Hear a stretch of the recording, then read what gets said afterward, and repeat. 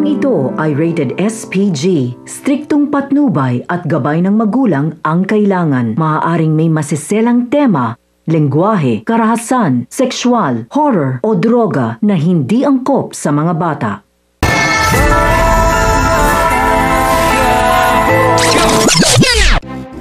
Matapos magpagamot at magpalakas nitong si Ramon ay sinabihan na siya ng kanyang ama na kinakailangan na siyang humarap sa mga kasyosyo nga nila sa negosyo.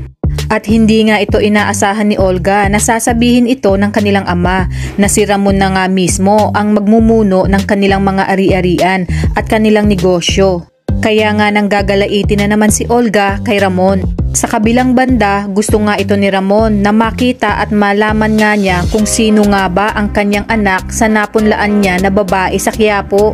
Nagulat nga itong si Tess nang mabalitaan nga niyang nakatakas si Ramon, kaya kinakabahan na nga siya na babalikan na nga siya nito at kukunin sa kanya ang kanilang anak. Kaya naman nagpuntang muli itong si Ramon sa Quiapo upang alamin kung sino nga ba ang anak niya. Malaking posibilidad nga na pupuntahan niya itong babaeng napunlaan niya sa Quiapo. Ngunit mahihirapan nga siya dahil wanted pa rin siya sa mga kapulisan. Kaya may posibilidad na uutusan niya ang mga tauhan upang alamin kung sino nga ba ang anak niya.